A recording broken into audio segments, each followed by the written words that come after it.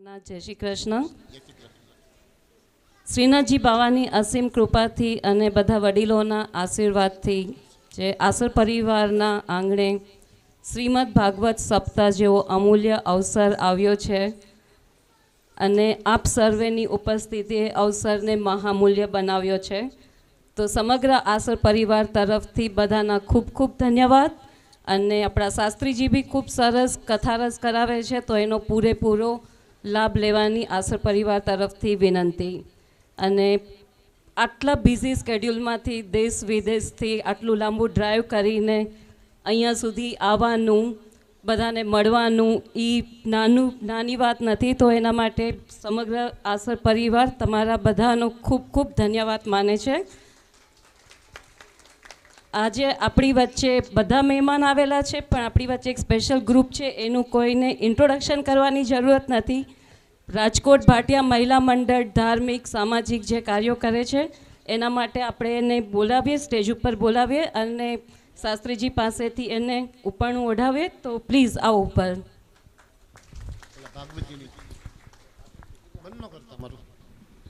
ચાલુ જ રાખજો. અને ત્યારબાદ જય શ્રી કૃષ્ણ. પ્રાધાન્ય ભાગવતજી છે, એટલે ભાગવતજીની પૂજા અને પછી બીજો નંબર શાસ્ત્રીજીનો આવે છે, એટલે ભાગવતજીની પહેલા પૂજા. વસુદેવમ સુતમ દેવમ કંસચાણૂરમર્દનમ દેવકી પરમાનંદમ કૃષ્ણમ વંદે જગદ્ગુરુ.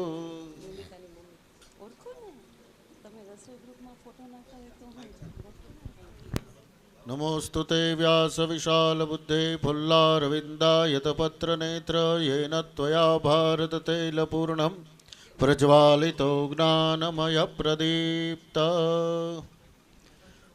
ગુરુ બ્રહ્મા ગુરુ વિષ્ણુ ગુરુદેવો મહેશ્વરાન ગુરુ સાક્ષાત પરબ્રહ્મન તસ્મૈ શ્રી ગુરવે નમઃ.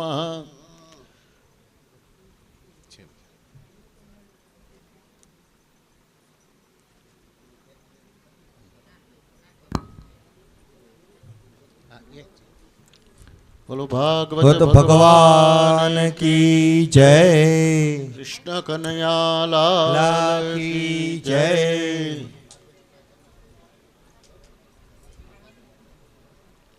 દ્વારિકાધીશની જય. વલ્લભાધીશ કી જય.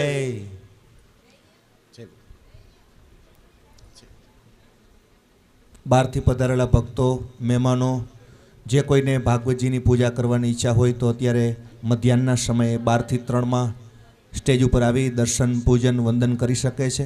કોઈને પરિક્રમા કરવાની ઈચ્છા હોય તો 3 વાગ્યા પહેલાં પરિક્રમા પૂરી થઈ જાય એ રીતના ભાગવતજીની પરિક્રમા પણ કરી શકો છો.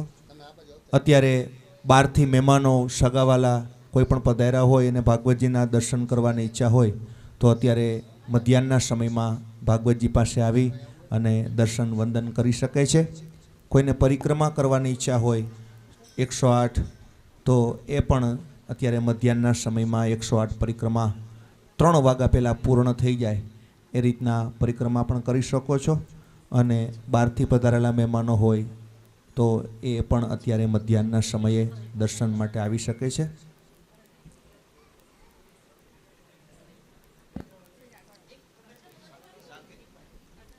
બે બાજુ અડધા અડધા થઈ જાય.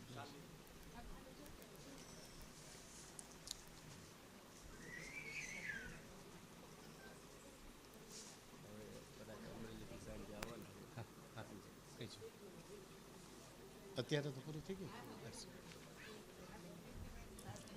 જય લાવો તો ઉપર લાવો તો. હા એક આપી દો. એક જ મિનિટ. તમે આવી જાઓ. હાલ હવે તમે એવું વળી જઈને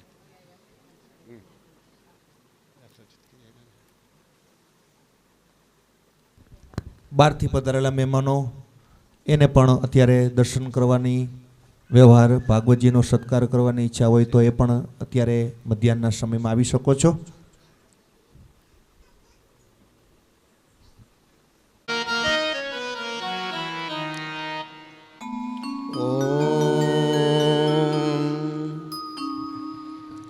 નમો ભગવતે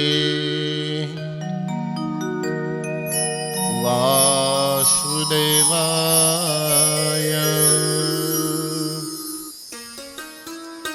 શ્રી કૃષ્ણાય વયમ નુમા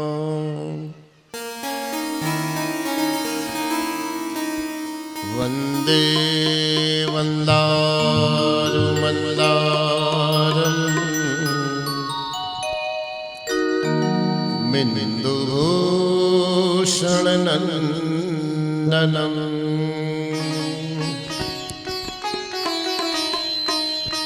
અમંદાનંદસંદોહમ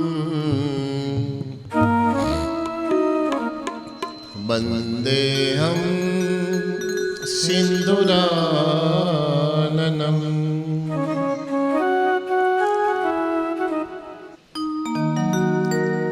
લંબોદરમ પરમસુંદરમેકદંતમ રક્તાંબરમ ત્રિનયનમ પરમં પવિત્રમ ઉદયત દિવાકર કરો જ્વલકાયકાંતમ વિઘ્નેશ્વરમ સકલવિઘ્નહરં નમામિ.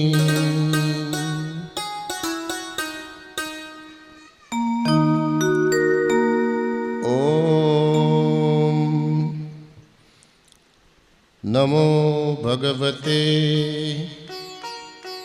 વાસુદેવાય.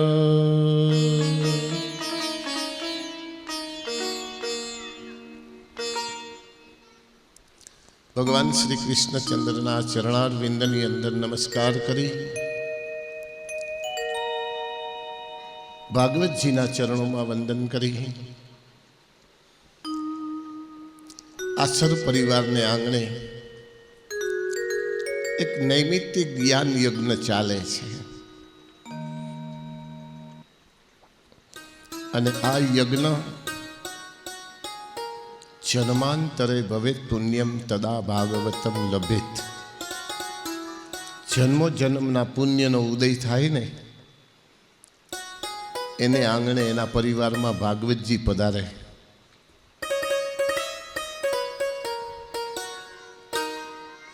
મેં આગળ પણ કીધેલું કે ઘણા બધા માણસો, ઘણા ભક્તો અમારી પાસે મુહૂર્ત લઈ જાય અથવા વાતો કરી જાય કે અમારે ભાગવત સપ્તાહ કરવી છે શાસ્ત્રીજી, પણ બધાની ભાગવત કથા થતી નથી. શું કામ? હાથની વસ્તુ નથી કે વેચાય છે બજાર પર. હાથની વસ્તુ નથી, આ કોઈ દુકાને મળતી વસ્તુ નથી. દેવની પરમ કૃપા થાય અને જન્મો જન્મના પુણ્યનો ઉદય થાય ત્યારે એના પરિવારની અંદર એવો એક વિચાર આવે કે આપણે ભાગવત સપ્તાહ કરવી છે. એની અંદર એના માતા પિતાના, એમના પિતૃઓના આશીર્વાદ મળે અને છેલ્લે ઠાકોરજીની કૃપા થાય ને એટલે મનમાં આવેલો સંકલ્પ કાર્યમાં પરિણમે. આજે ત્રીજો દિવસ થઈ ગયો ને, પણ આ કથાનો સર્વ રીતે સંપૂર્ણ શરણાગતિથી ભાગવતજીના ખોડે માથું નાખી અને આખો પ્રસંગ ઠાકોરજીના ચરણોમાં સમર્પિત કરી દો ને એટલે પૂરો ઈ કરે, આપણી કોઈ તાકાત નથી. એના ચરણે ને એના શરણે, એના શરણમાં રહીને એના ચરણમાં રહી અને આ બધું ઠાકોરજી કરાવે ને અમે કરીએ છીએ. બસ એક જ ભાવ આસર પરિવારને મારે ખાસ કહેવાનું છે, એક જ ભાવ રાખજો કે તમારી કૃપાથી, તમારા આશીર્વાદથી આ કાર્ય અમે કરીએ છીએ, પણ કરાવનાર તમે છો. કારણ કે હું કરું એ જ અજ્ઞાનતા, શકટનો ભાર જેમ શ્વાન તાણે.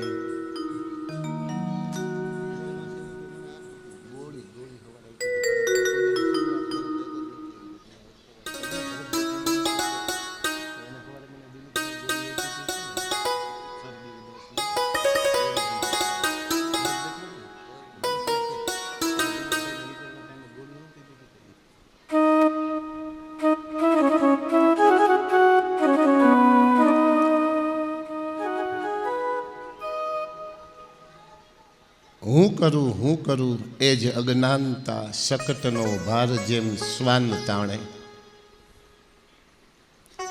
હું કરુંનો જો ભાવ આવે ને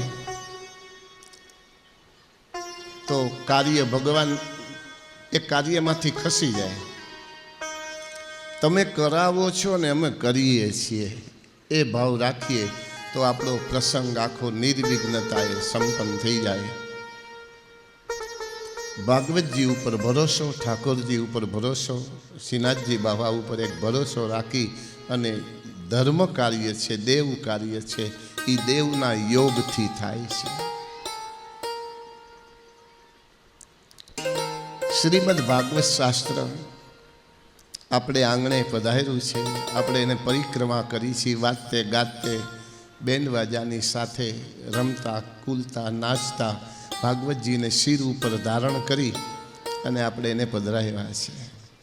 નૈમિત્તિક જ્ઞાન યજ્ઞ છે આપણે આંગણે, અને એની અંદર દેવાય એટલી આપણાથી આહુતિ દેવાય ને એટલી આહુતિ દેવાનો પ્રયત્ન કરજો. એ આહુતિમાં જવતલની જરૂર નથી પડતી, ઘીની જરૂર નથી પડતી. એ આહુતિમાં તો બે હાથથી તાલી પાડવાની અને મોઢેથી નામ લેવાની જરૂર, એ જ આહુતિ છે આ યજ્ઞની. આ જ્ઞાન યજ્ઞ છે.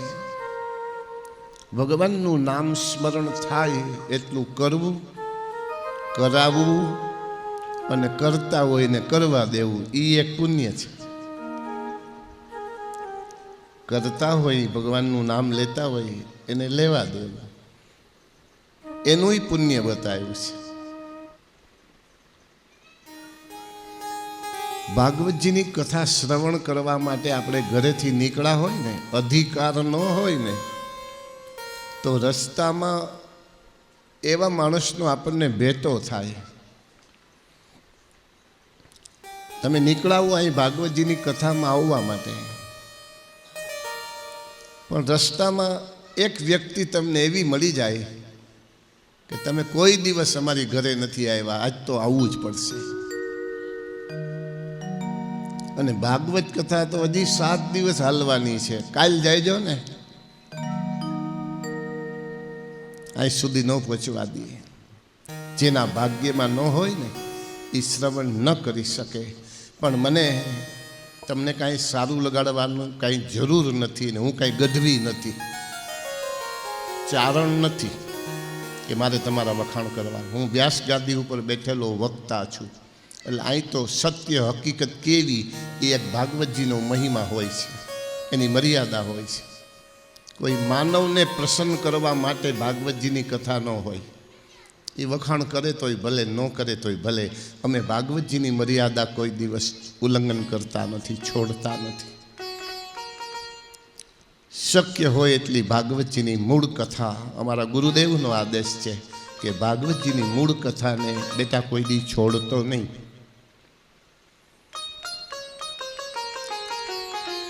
મારા ગુરુદેવને યાદ કરી લઉં.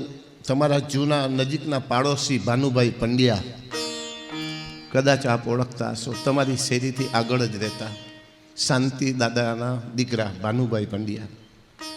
એ મારા ગુરુજી ભાગવતજીના છે.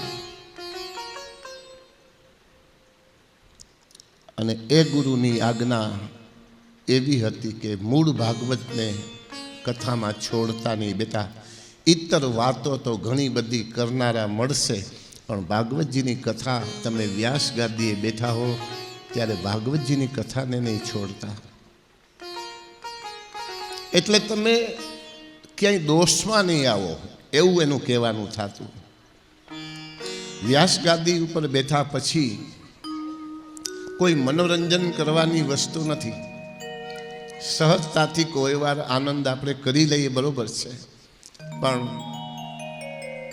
આ કોઈ હાસ્યનો પ્રોગ્રામ નથી, આ કોઈ સંગીતનો પ્રોગ્રામ નથી, આ કોઈ ભજનનો પ્રોગ્રામ નથી, આ કાંઈ રાસ ગરબાનો પ્રોગ્રામ નથી. પણ ભાગવતજીની કથાની અંદર સહજતાથી જેટલો આનંદ ઠાકુર કરાવે એટલો કરી લેવો, પણ ભાગવતજીની મૂળ કથાને પ્રાધાન્ય આપવું એવી ભાગવતજીની મર્યાદા છે. દિવ્ય ચરિત્ર સુખદેવજી મહારાજ રાજા પરીક્ષિતને કહેતા હતા, મધ્યાહન કાલે ધ્રુવજીએ ભગવાનનું ભજન કર્યું છે. બાલ્યાવસ્થાની અંદર ઈશ્વરની પ્રાપ્તિ કરી લીધી. જગતને એક સિદ્ધાંત બતાવ્યો કે કોઈ પણ અવસ્થાની અંદર ઈશ્વરની પ્રાપ્તિ થઈ શકે છે.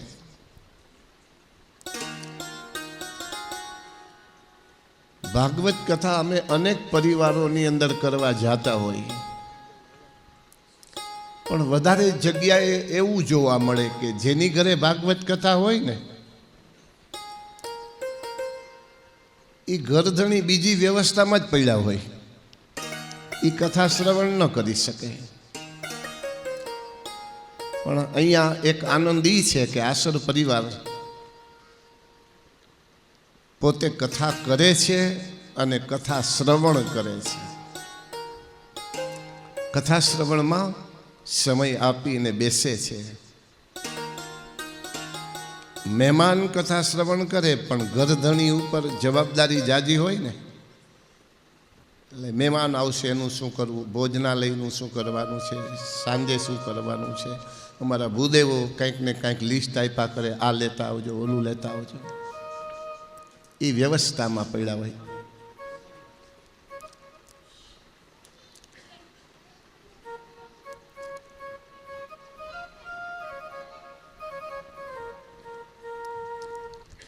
એટલે ઘરધણી બહુ ઓછી કથાનો લાભ લઈ શકે છે, જ્યાં જ્યાં વધારે પડતા અમે જોઈ ત્યારે. પણ અહીંયા એની ખુશી છે કે આસર પરિવાર ભગવાનની કથામાં હાજરી આપે છે, કથા શ્રવણનો લાભ લે છે. એટલે અમને એમ થાય કે અમે થાળીમાં પીરસી છીએ, ઢોળાતું નથી. કૃષ્ણ કનૈયા લાલ કી જય. પીરસી થાળીમાં જાતું હોય ને તો એ પીરસવાનો આનંદ રહીએ, અને પીરસી ઢોળાઈ જતું હોય તો એનો આનંદ ન આવે કે આપણે ખોટું પીરસી છીએ. ધ્રુવજીનું દિવ્ય ચરિત્ર સુખદેવજી મહારાજ રાજા પરીક્ષિતને કહે છે, મૈત્રેય મુનિ વિદુરજીને કહે છે, સૂતજી મહારાજ સૌનકાદી ઋષિઓને કહે છે, અને મારી બુદ્ધિ અનુસાર આપ સર્વને આ ભગવાનના ચરિત્ર હું કંઈ બતાવું છું.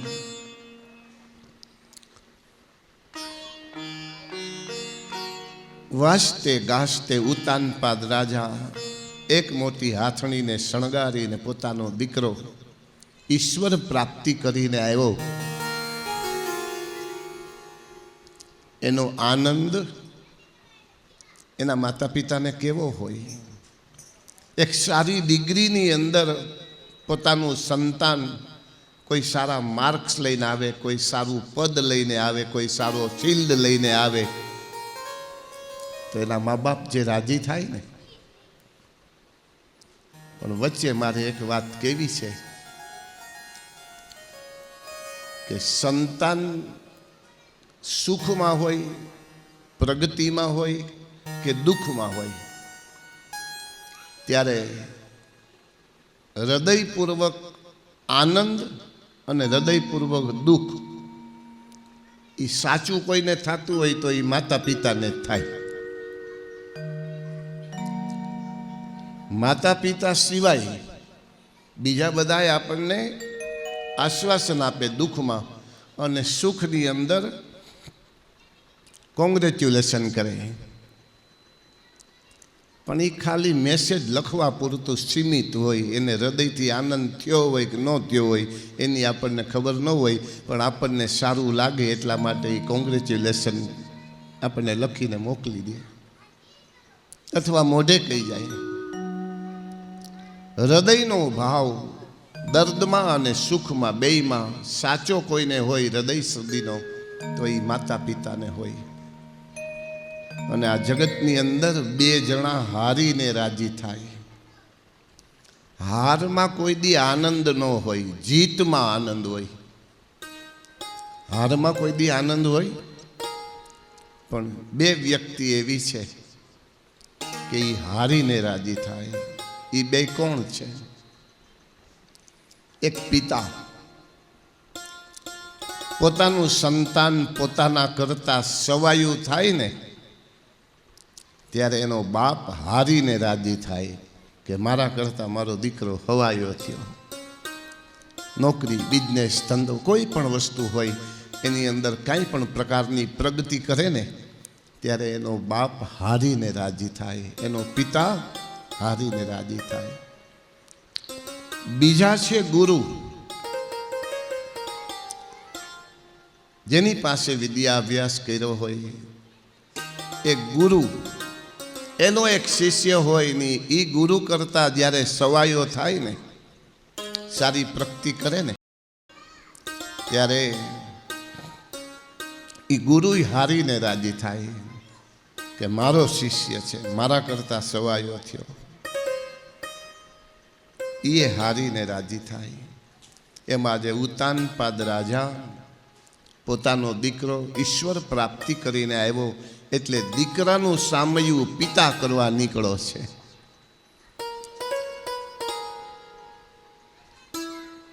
દીકરાનું સામયું પિતા કરવા નીકળો છે. માતા પિતાએ એનું સામયું કરીને સ્વાગત કર્યા છે. વાતે ગાતે પોતાના રાજનગરની અંદર લાવ્યા અને ઉતાનપાદ રાજાએ કીધું કે બેટા, મેં ઘણા વર્ષ સુધી શાસન કર્યું, હવે ધ્રુવજી તમે આ રાજ્યાભિષેક કરી અને રાજગાદી સંભાળી લ્યો.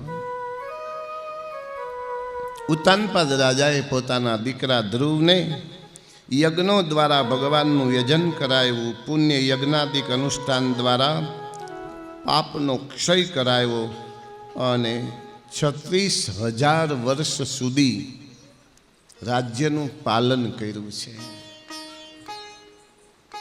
ભગવાન મળ્યા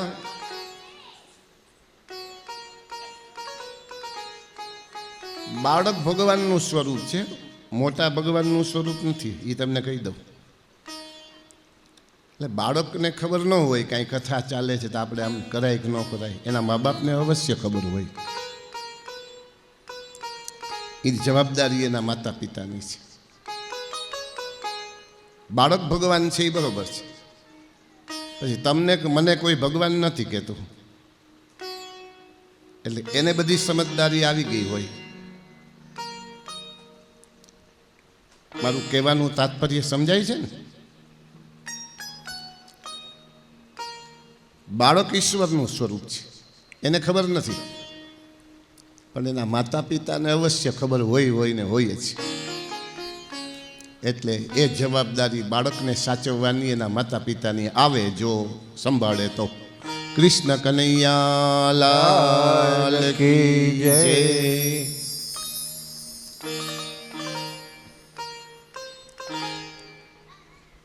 હરે રામ રામ રામ સીતા રામ રામ રામ. હરે રામ રામ રામ સીતા રામ રામ. હરે રામ રામ રામ સીતા રામ રામ રામ.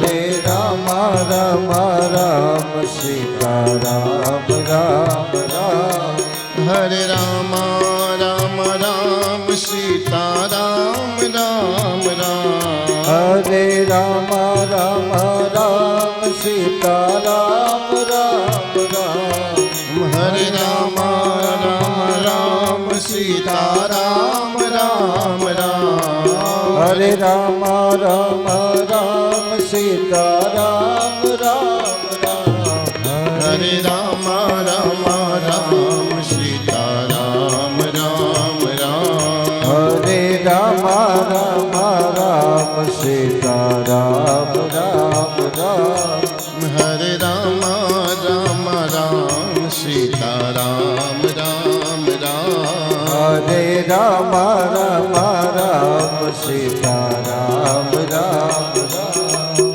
ભગવત નામ સંકીર્તનની સાથે ધ્રુવજીનું ચરિત્ર એને આગળ વધારીએ. ભગવાન મળ્યા, ભગવાને માગવાનું કીધું. 36,000 વર્ષ સુધીનું રાજ્ય ધ્રુવજીને ભગવાને સમર્પિત કર્યું. પણ રાજભવનની અંદર આવ્યા પછી પારાવાર પછતાવો થયો ધ્રુવજીને કે ભગવાનની પાસેથી મેં 36,000 વર્ષનું રાજ્ય માગ્યું, ભગવાને આપ્યું, મેં સ્વીકાર કરી લીધો, પણ ઈશ્વર મળ્યા પછી આવી જે નાશવંત વસ્તુ છે એની મેં માગણી કરી. અજર ને અમર જે વસ્તુ હોય, ઈશ્વરની પાસે માગવા જેવી વસ્તુ હોય ને તો સન્મતિ છે, સારી બુદ્ધિ. સારી બુદ્ધિ દ્વારા પોતાના જીવનનું સાફલ્ય બની શકે છે. 36,000 વર્ષ સુધી રાજ્યનું પાલન કર્યું અને ધ્રુવજીએ પોતાના પુત્ર વત્સલ એ દીકરાનો રાજ્યાભિષેક કર્યો. હવે ધ્રુવજી પણ ભગવાનનું ભજન કરવાને માટે અષ્ટાંગ યોગ દ્વારા વનને વિશે નીકળી ગયા છે અને ભગવાનની અંદર ધ્યાન કેન્દ્રિત કરવા લાગ્યા છે. ભગવાનના અનન્ય ભક્ત ધ્રુવજીનો ભાઈ હતો ઉત્તમ, સુરુચિનો દીકરો. એકવાર યક્ષોની નગરીમાં અનાયાસે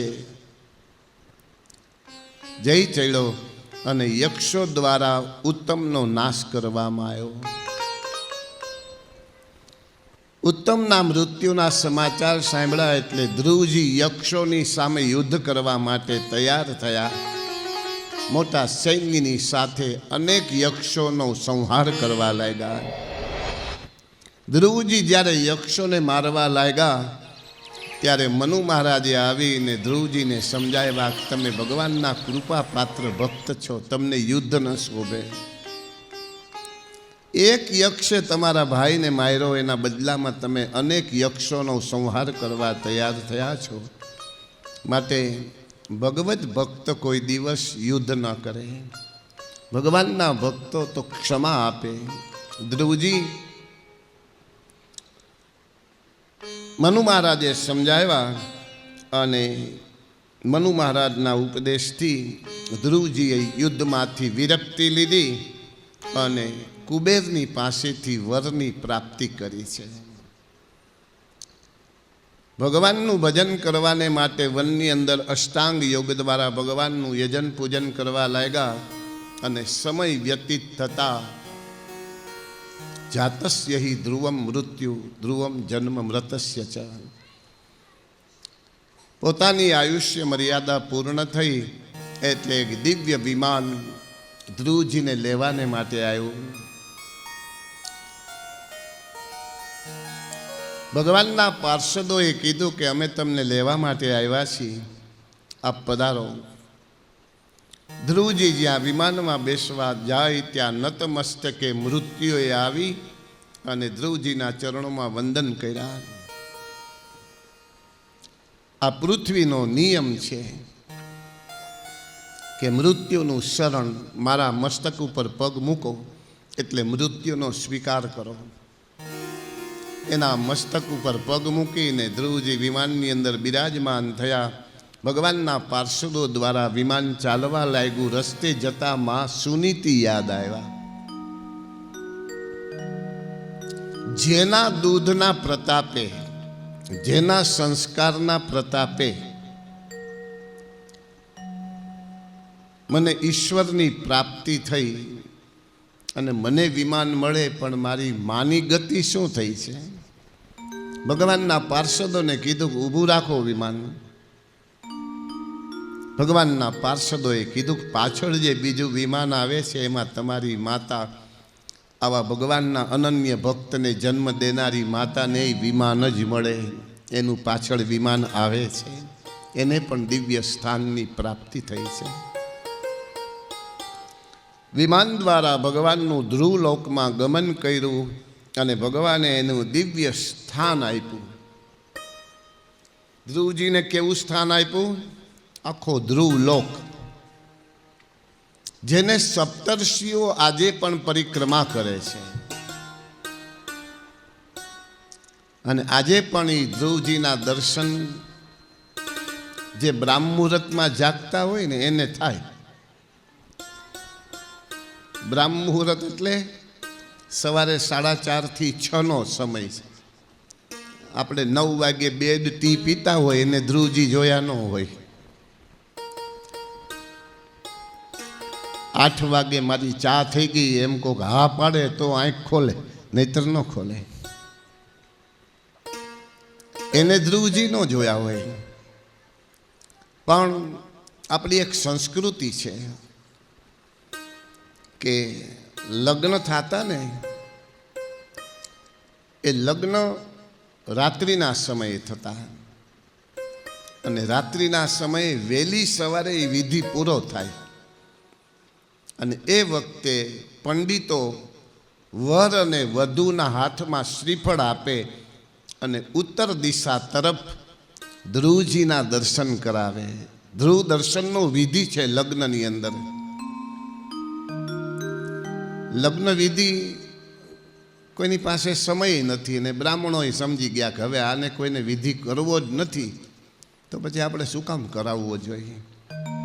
એટલે બ્રાહ્મણો કોઈ દી કરાવતા નથી ને યજમાનને કરવો નથી. બે બાજુ એકલે તે તાલી તો પડે નહીં, બે હાથ ભેગા થાય તો તાલી પડે ને.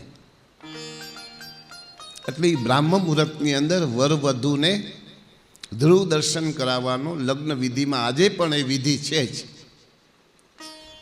અને વર વધુને પ્રાર્થના કરવાનું પંડિત કે શાસ્ત્રી હોય, પૂજા જે ભૂદેવ કરાવતા હોય, એ એમ કે ઉત્તર દિશામાં તમે ધ્રુવજીનું ધ્યાન કરો. જેમ તમારું સ્થાન અચલ ને અમર છે ને, એમ અમારી જોડી અખંડ રાખજો, અચલ ને અમર રાખજો.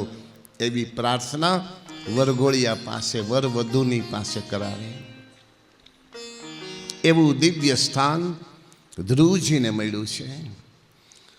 ધ્રુવના વંશની અંદર વેન રાજા થયો, અને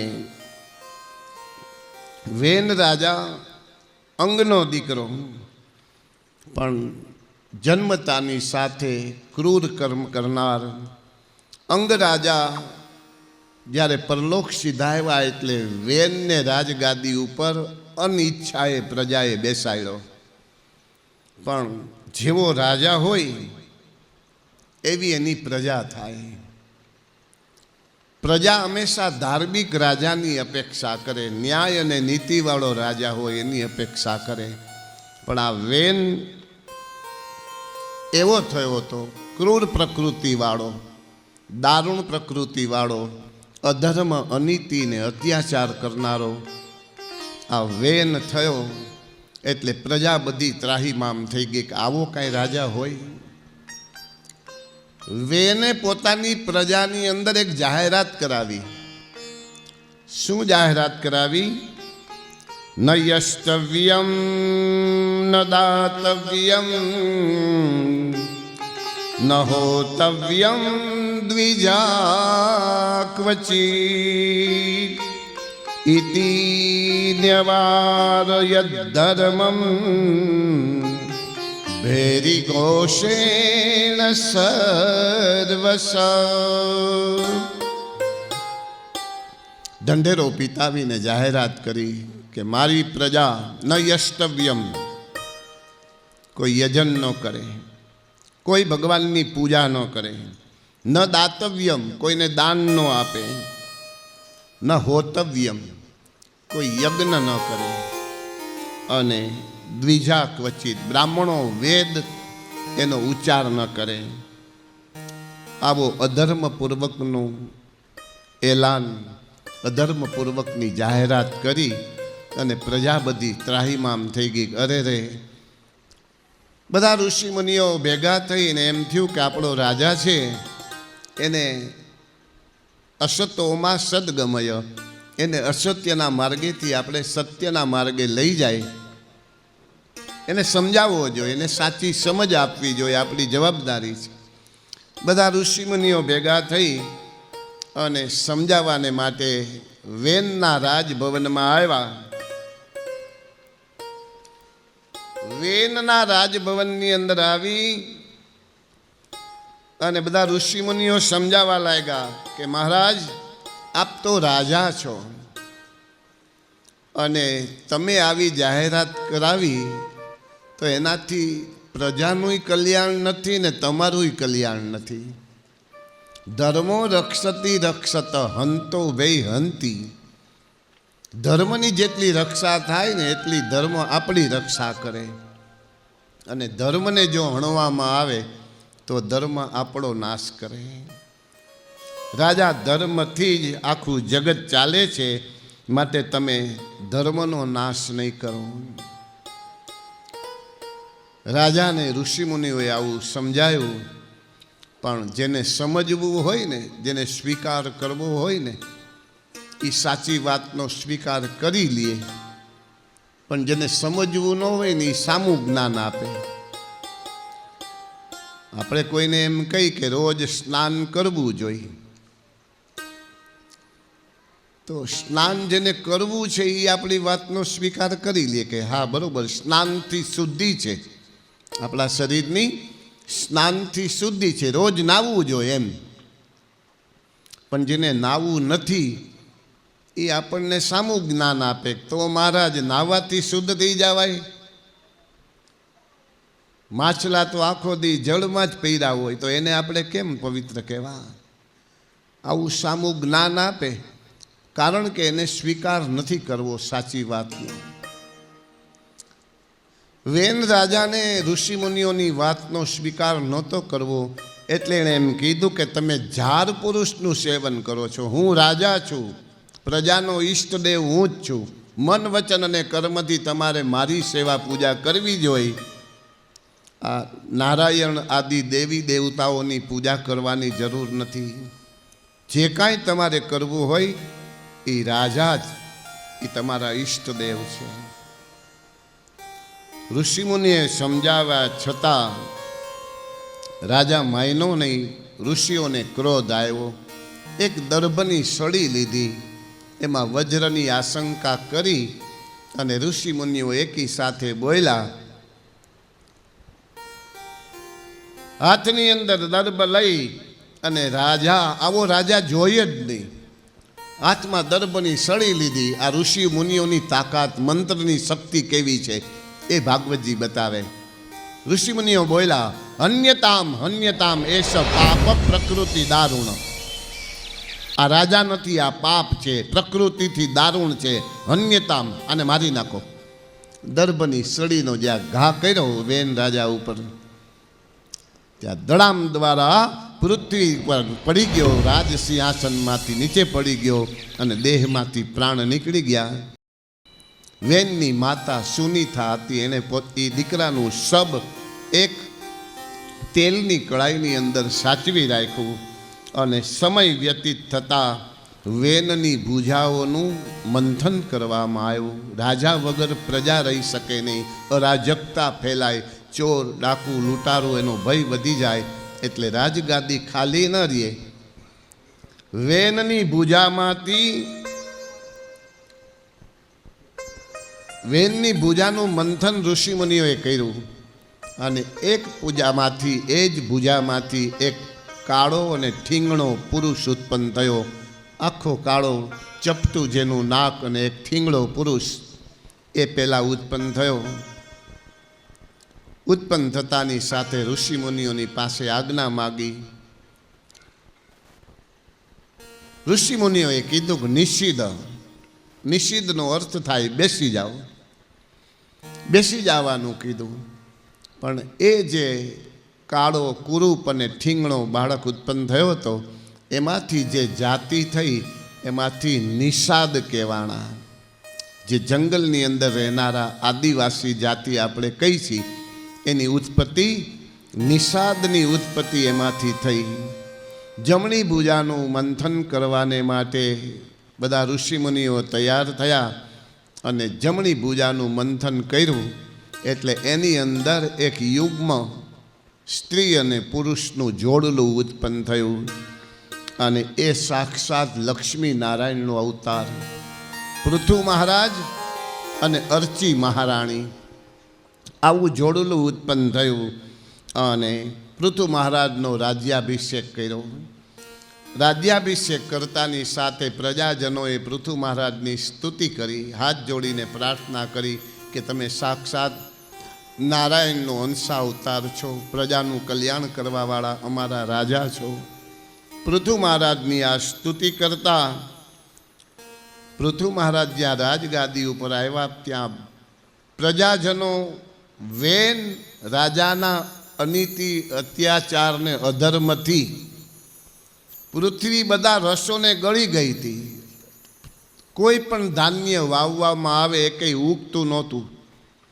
કારણ કે ધર્મો રક્ષતી રક્ષત, ધર્મની રક્ષા કરી તો ધર્મ રક્ષા કરે.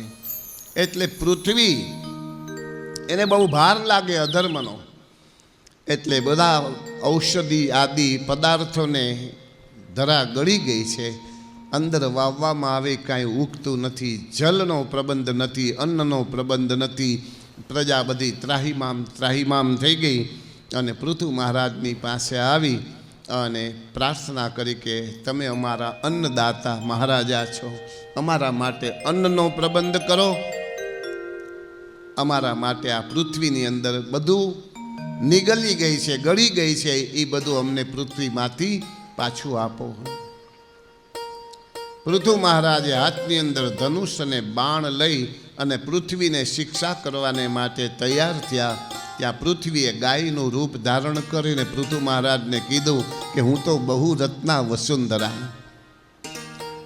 મારી અંદર તો અનેક રત્નો છે, બહુ રત્નોથી ભરેલી છું ધરા પૃથ્વી. પણ મારું દોહન કરવાને માટે વાછલુંની જરૂર પડે, દોહન પાત્રની જરૂર પડે, દોગધાની જરૂર પડે. ધર્મપૂર્વક જો મારી ઉપર પાલન કરવામાં આવે તો અતિવૃષ્ટિ અનાવૃષ્ટિ એવું કોઈ દિવસ થતું નથી. એકાએક અનેક પ્રકારના મહામારી આદિના રોગો આ બધા અધર્મના કારણ છે. આપણે બધાએ કોરોનાની અંદર જોઈ લીધું છે કે ઈશ્વરને લઈ લેવા હોય તોય કેટલી વાર લાગે અને રાખવા હોય તોય કેટલી વાર લાગે. જેને રાખવા હતા એને બધાને રાખી દીધા, જેને લઈ લેવા હતા એને લઈ લીધા. પણ એક જ ક્ષણ થાય એને. ઈશ્વર ધર્મો રક્ષતી રક્ષત, ધર્મની જેટલી રક્ષા થાય ને એટલી વાર પૃથ્વી ઉપર અત્યાચાર ન થાય. પણ પૃથ્વીને આખા જગતમાં કોઈનો ભાર લાગતો નથી. એક ભાર લાગતો હોય તો પાપાચાર અધર્મનો ભાર આ ધરાને બહુ લાગે છે. મહારાજે પૃથ્વી એ ગાય હતી એનું દોહન કરવાને માટે અન્ન આદિ વસ્તુઓનું દોહન કર્યું. પૃથુ આદિમાંથી દોહન કરતાં કરતાં જેને જે પ્રાપ્ત કરવું હતું કપિલ આદિને વાછરું બનાવ્યા અને જ્ઞાનનું દોહન કરવામાં આવ્યું. કોઈએ વેદો શાસ્ત્રનું દોહન કર્યું, કોઈએ સુરાપાન મદિરાનું દોહન કર્યું, કોઈએ અન્નનું દોહન કર્યું. જેવો જેનો ભાવ જેને જે જોતું હોય આ પૃથ્વી ઉપર બધું મળી રહે, પણ એ ધરાની અંદર એને લેનારા, દોનારા, પ્રાપ્ત કરનારા હોય એને ઈશ્વર આપે છે. અને ત્યારબાદ સમગ્ર પ્રજાજનોનું કલ્યાણ ઈચ્છતા પૃથુ મહારાજે 100 અશ્વમેધ યજ્ઞ કર્યા. 100 અશ્વમેધ યજ્ઞને માટે, પ્રજાના કલ્યાણને માટે યજ્ઞનો હેતુ, યજ્ઞ કર્મ એવું છે કે યજમાન કોઈ પણ યજ્ઞ કરે ને તો એમાં જે યજમાન યજ્ઞ કરતા હોય એનું તો કલ્યાણ થાય જ, પણ સમગ્ર વિશ્વનું કલ્યાણ થાય. યજ્ઞાત ભવતી પર્જન્ય, યજ્ઞાત ભવતી પર્જન્ય. યજ્ઞ દ્વારા જ પર્જન્ય એટલે વરસાદ. સમયે સમયે કાલે વર્ષતુ પર્જન્ય પૃથિવીમ સસ્યશાલિનીમ દેશોયમ ક્ષોભ રહિતા બ્રાહ્મણા સંતુ નિર્ભયા. આ પૃથ્વી ઉપર જ્યારે ધર્મનો વધારો થાય ને ત્યારે ભગવાન આવું કરે છે. કાલે વર્ષતું પર્જન્ય, સમયે સમયે વરસાદ આપી દે જેમ જોતો હોય એમ. પૃથિવીમ સસ્યશાલિનીમ, પૃથ્વી ધરા લીલી છમ, દરેક પ્રકારના જે કાંઈ બીજોને વાવો ને એ એકનું અનેક ગણું કરીને આપે. દેશોયમ ક્ષોભ રહિતા, આખો દેશ આપણો રાષ્ટ્ર એ ક્ષોભ વગરનો થાય, કોઈ પણ જાતનો ભય રહેતો નથી દેશને. અને બ્રાહ્મણા સંતુ નિર્ભયા, બ્રાહ્મણો નિર્ભય થઈ અને ધર્મ આદિ કાર્ય કરાવે, વેદોનું પઠન કરે. અને યજ્ઞનો આ મહિમા છે. યજ્ઞ કર્મ એક જ એવું કર્મ છે, કોઈને 1 લાખ રૂપિયાનું દાન દેવું હોય ને એ બહુ સહેલું છે. ભગવાને સંપત્તિ આપી હોય તો તમારી એસી ઓફિસમાં બેઠા બેઠા ચેક બુકમાં 1 લાખ લખીને નીચે સહી કરી અને આપી દો આ લાખ રૂપિયા દાનમાં, એ સહેલા છે. પણ યજ્ઞ કરવો ને એ એટલો સહેલો નથી. યજ્ઞનો મહિમા 4 વેદોએ ગાયો છે. શું કામ ગાયો છે? તો કે યજ્ઞ કર્મ એક એવું છે કે જેની અંદર તન, મન અને ધન ત્રણેય વસ્તુ સમર્પિત કરવી પડે. યજ્ઞ એસી ઓફિસમાં ચેર ઉપર બેસીને ન થાય. યજ્ઞ કરવાને માટે અગ્નિની સામે બેસવું પડે. તન, મન અને ધન ત્રણેય વસ્તુ જેમાં સમર્પિત થાય એવું કોઈ દેવનું કાર્ય હોય તો યજ્ઞ કર્મ છે. પૃથુ મહારાજે 99 અશ્વમેધ યજ્ઞ કર્યા અને 100મો અશ્વમેધ યજ્ઞ જ્યાં પૃથુ મહારાજ કરે ત્યાં યજ્ઞની અંદર ઇન્દ્ર મહારાજને ઈર્ષા થઈ કે જો પૃથુ મહારાજ 100 અશ્વમેધ યજ્ઞ પરિપૂર્ણ કરી લેશે તો મારું ઇન્દ્રાસન લઈ લેશે. એટલે ગુપ્ત વેશમાં અશ્વની ચોરી કરી. ઇન્દ્ર મહારાજે જે અશ્વ હતો પૃથુ મહારાજનો અશ્વમેધ યજ્ઞનો ઘોડો, એની ગુપ્ત વેશમાં ચોરી કરી અને યજ્ઞને પરિપૂર્ણ ન થવા દેવો એવો એનો કાર્ય હતું. એની વૃત્તિ એ હતી. પણ એવે વખતે ભગવાને આવીને જ્ઞાન ઉપદેશ કરીને પૃથુ મહારાજ અને ઇન્દ્રના કાર્ય ઉપર જેને પસ્તાવો થયો છે, ઇન્દ્ર અને પૃથુ મહારાજની પરસ્પર મૈત્રી કરવામાં આવી. ઇન્દ્ર મહારાજને કીધું કે પૃથુ મહારાજ એ મારો અંશ છે, એને કોઈ ઇન્દ્રાસનની જરૂર નથી. એમનો અશ્વમેધ યજ્ઞ લોક કલ્યાણને માટે છે, પ્રજાજનોના કલ્યાણ માટે છે. અને ભરી સભાની અંદર પૃથુ મહારાજે આ યજ્ઞ પરિપૂર્ણ કરી અને પોતાની પ્રજાજનોની વચ્ચે ધર્મનો ઉપદેશ કર્યો છે. પ્રજાને ધાર્મિક બનાવવાને માટે રાજાની ફરજમાં છે કે પોતાની પ્રજાની અંદર એન કેન પ્રકારેણ ધર્મનો વધારો થાય. અને ધર્મનો વધારો થાય, પ્રજા ધાર્મિક થાય, રાજા ધાર્મિક થાય એટલે હંમેશા રાષ્ટ્રનું કલ્યાણ થાય. આવો ધર્મનો ઉપદેશ પૃથુ મહારાજ કરતા હતા. ત્યાં સનત કુમારો બ્રહ્માજીના માનસ દીકરા 4 છે. હજારો વર્ષના હોવા છતાં નિત્ય 5 વર્ષના બાળક જેવા લાગે એવા સનત કુમારોનું આગમન થયું. અને આગમન થતાની સાથે પૃથુ મહારાજે અર્ઘ્યપાદ્યથી પૂજા કરી. પૃથુ મહારાજે સનત કુમારોને ચરણારવિંદ ધોયા અને હાથ જોડીને પ્રાર્થના કરી. બ્રાહ્મણોને મહત્તા બતાવતો એક સુંદર મજાનો શ્લોક પૃથુ મહારાજ બોલ્યા છે. પૃથુ મહારાજે બ્રહ્માજીના દીકરાઓ છે આ 4 સનત કુમારો માનસ પુત્રો, એને મહત્તા આપતા કીધું કે ન વિપ્રપાદો દક કર્દમાની ન વેદ શાસ્ત્ર ધ્વનિ ગર્જિતાની સ્વાહા સ્વદાકાર વિવર્જિતાની સ્મશાન તુલ્યા નિગ્રહાનિતાની ન વિપ્રપાદોદક કર્દમાની. બહુ સુંદર આ શ્લોક પૃથુ મહારાજે બ્રાહ્મણો માટે બોલ્યા છે કે જેના આંગણાની અંદર બ્રાહ્મણોના ચરણ ધોવાના કારણે, કરદમ એટલે કાદવ, જેના આંગણાની અંદર ભગવાનના મુખ સ્વરૂપ એવા ભૂદેવ, એના ચરણ ધોવાના કારણે જેના આંગણામાં કાદવ નથી થયો. ન વિપ્રપાદોદક કર્દમાની ન વેદ શાસ્ત્ર જ્વનિ ગર્જિતાની, જેના ઘરની અંદર વેદ કે શાસ્ત્ર એની ગર્જના નથી થઈ. વેદ અને શાસ્ત્રની ગર્જના ક્યાં થાય? તો કે તમારા ઘરની અંદર યજ્ઞ કર્મ હોય, દેવ કર્મ હોય, પિતૃ કર્મ હોય, ઈશ્વરનું કોઈ પણ કર્મ થાય આપણા ઘરની અંદર, ત્યારે બ્રાહ્મણો આવીને વેદનો ઘોષ કરે. ન વેદ ઘોષપ, જેના ઘરની અંદર ન વિપ્રપાદોદક કર્દમાની ન વેદ શાસ્ત્ર ધ્વનિ ગર્જિતાની, વેદ શાસ્ત્રનો ધ્વનિ જેને ગર્જના નથી થઈ, એટલે ઘરમાં કોઈ દેવ કાર્ય, પિતૃ કાર્ય, ધર્મ કાર્ય નથી થયું. સ્વાહા સ્વધાકાર વિવર્જિતાની, સ્વાહા એટલે દેવ કાર્ય અને સ્વધા એટલે પિતૃ કાર્ય.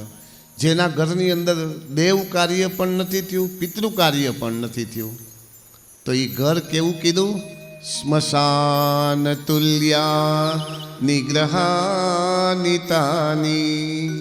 એ ઘર નથી, સ્મશાન તુલ્ય છે એ ઘર નથી. બ્રાહ્મણો મારા આંગણે આવ્યા. પૃથુ મહારાજે સનત કુમારોની પૂજા કરી અને સનત કુમારોનો જ્ઞાન ઉપદેશ મહારાજા પૃથુને પ્રાપ્ત થયો. સુખદેવજી મહારાજ રાજા પરીક્ષિતને વર્ણન કરે કે રાજા મહારાજ પૃથુ વાનપ્રસ્થાશ્રમ આશ્રમની અંદર પોતાના સંતાનોને રાજગાદી સોંપી અને પૃથુ મહારાજ જે કાર્યને માટે અવતીર્ણ થયા હતા એ કાર્ય સંપન્ન થયું. એટલે પોતાની પત્ની અર્ચી મહારાણીને સાથે લઈ અને વનની અંદર જઈ યોગ દ્વારા પોતાના દેહમાંથી પ્રાણ કાઢી અને સપત્નીની સાથે એને વૈકુંઠની પ્રાપ્તિ થઈ છે.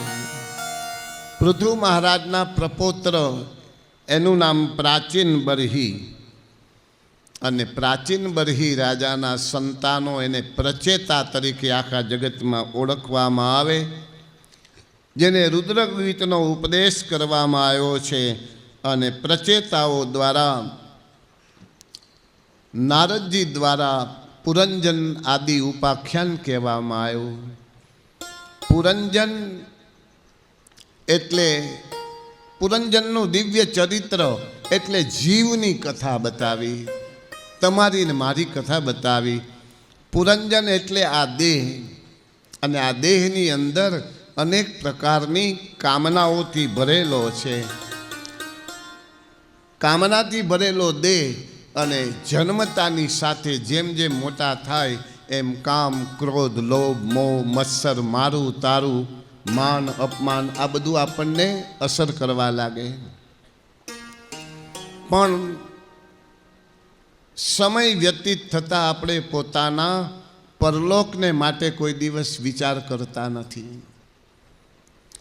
અન્યના મૃત્યુને જોતા છતાં આપણા મૃત્યુ ઉપર કોઈ દિવસ વિચાર કરતા નથી. બધાને આપણે જાતા જોઈ છીએ, પણ છતાંય આપણે આપણો અંતકાલ આવવાનો છે. આપણી આયુષ્ય મર્યાદા પૂર્ણ થાય એટલે આપણે પરલોક સીધાવાના છીએ. એ માનવને કોઈ દી યાદ રહેતું નથી. પરલોક વિશે કોઈ દિવસ વિચાર કરતા નથી ને જીવન પર્યંત રાગ, આસક્તિ, અહંતા, મમતા, મારું તારુંના ભાવની અંદર આ જીવાત્મા પર્યટન કર્યા કરે અને ભગવત નામ સ્મરણ કરવાનો સમય એના જીવનમાં રહેતો નથી. અને છેલ્લે અંતકાલ આવે. વૃદ્ધાવસ્થાને મૃત્યુની દૂતી કીધી. જરા વૃદ્ધાવસ્થા આવે ને એને આપણા શાસ્ત્રકારોએ મૃત્યુનો દૂત કીધો. એટલે ધીમે ધીમે અંગમ ગલિતમ પલિતમ મુંડમ દશન વિહીનમ જાતમ તુંડમ વૃદ્ધો યાતિ ગ્રહિત્વા દંડમ તદપિન મુંચતી આશા પિંડમ ભજ ગોવિંદમ ભજ ગોવિંદમ ગોવિંદ ભજ મૂઢ મટે. ચરપટ પંજરિકા સ્તોત્ર આદ્ય ગુરુ શંકરાચાર્ય મહારાજે બનાવ્યું. આદ્ય ગુરુ શંકરાચાર્ય મહારાજે આ બહુ સુંદર મજાનું સ્તોત્ર બનાવ્યું છે. અને એ સ્તોત્રની રચના એક પંડિત જલની અંદર ઊભો ઊભો વ્યાકરણની એક કારિકા એને ગોખતો હતો. ઉંમર લાયક હતો, વૃદ્ધત્વને પ્રાપ્ત થયો હતો અને એ વખતે એ હજી વિદ્યા પ્રાપ્તિ કરતો હતો. વ્યાકરણનું એક કારિકા એને મોઢે કરતો હતો. ડુકરું યકરણમ ડુકરું યકરણમ એ વ્યાકરણની એક કારિકા છે. અને એ વખતે શંકરાચાર્ય મહારાજ ત્યાંથી પસાર થયા ને ત્યારે એને એની ઉપર દયા આવી કે હવે તો તને વૃદ્ધાવસ્થા આવી ગઈ છે. નહીં નહીં રક્ષતી ડુકરું યકરણમ ભજ ગોવિંદમ ભજ ગોવિંદમ ગોવિંદમ ભજ મૂઢ મતે. હવે તો તમે આ ડુકરું યકરણમ વ્યાકરણ ભણવાનું બંધ કરી દો.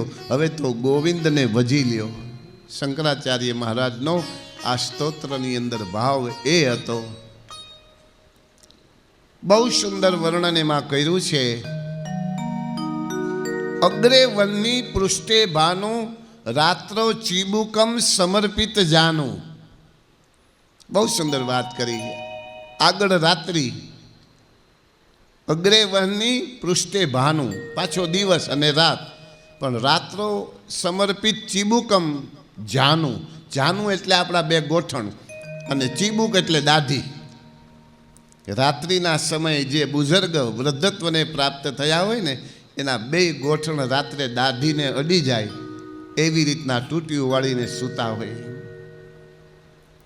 પણ યાવત વિત્તો પાર્જન ગેહે, એ બહુ સરસ વાત કરી કે તમે જ્યાં સુધી તમારા ઘરની અંદર અર્થોપાર્જન કરો ને ત્યાં સુધી આખા ઘરની અંદર તમારું સન્માન રહે છે. એકવાર તમે અર્થોપાર્જન પૈસો કમાતા, પગાર આવતો બંધ થઈ જાય, વેપાર ધંધો કરતા તમે બંધ થઈ જાઓ અને ઘરની અંદર પછી બુઢે બેલ ગરડો બળદિયો હોય ને એવી સ્થિતિ આ જીવની થાય છે. અહમતા ને મમતા એમાં વધતી જાય. પરલોકના જીવનને પરલોકને માટે કોઈ દિવસ વિચાર કરતા નથી અને ધીમે ધીમે એના ઘરની અંદર એની સ્થિતિ, સ્ત્રી, પુત્ર, પરિવાર જેના માટે ખૂબ જ એને આસક્તિ હોય, મારા મારા કહેતા હોય, એ બધાય એનાથી દૂર રહેવા માંડે. અર્થોપાર્જન બંધ થઈ જાય, કમાતો બંધ થઈ જાય એટલે એ ઘરની અંદર કોઈને ગમતો નથી. એની એક એક નાનકડી ડિમાન્ડ માગણી હોય તો પણ કોઈ પૂરી કરવા તૈયાર નથી. એકને કહે કે તો કે તમે મોટા ભાઈને કહી જાઓ. મોટો ભાઈ આવીને પૂછે શું જોતું હતું. હવે એ મેં ક્યાંથી જોયું હોય, એ તમે નાનાને કહી જાઓ.